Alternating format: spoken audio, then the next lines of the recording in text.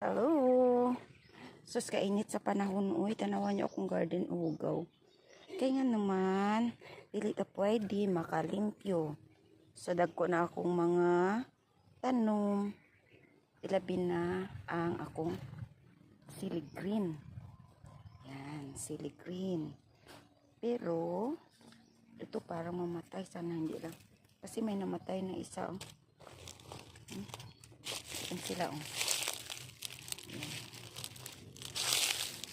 Hindi sila. Ito, namatay na rin. Kailangan mapalitan din yan. Yan. Ito. Hindi ko na lang pinunot yung mga damo. Oh. Na ito. Sa luyot kasi. Para hindi na siya dito. Ito, parang nag-iba na naman ang kanyang dahon. Oh.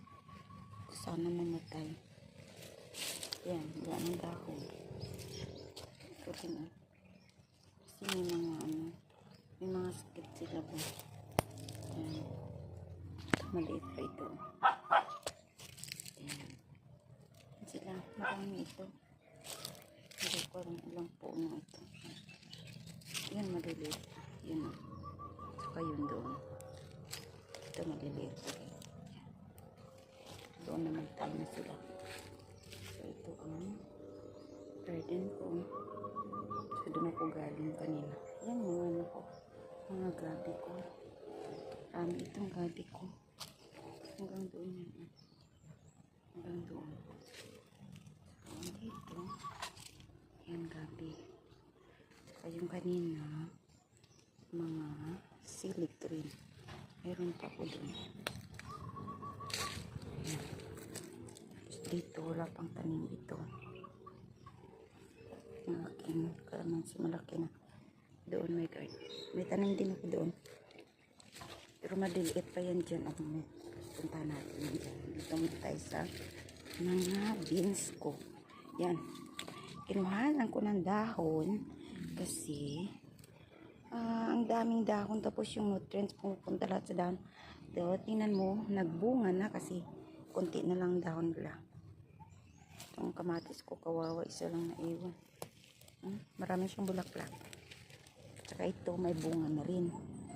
Kasi nung marami ang dahon, walang bulaklak na lumalabas, kunti lang. Pero nung inalis ko yung dahon na iba, para na silang kalansay. Pero at least, marami ang bulaklak na lumabas. Dito naman yung mga okra ko, hindi ko ginaalisan ng damo kasi mainit ngayon. Yan. Ito naman yung maliliit ko na beans. Yan. Yan. Tsaka may mga tagabang dyan. Pero may beans siya. Ang dami. Yan po.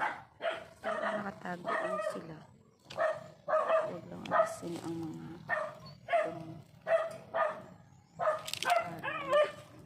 para mabuhay sila.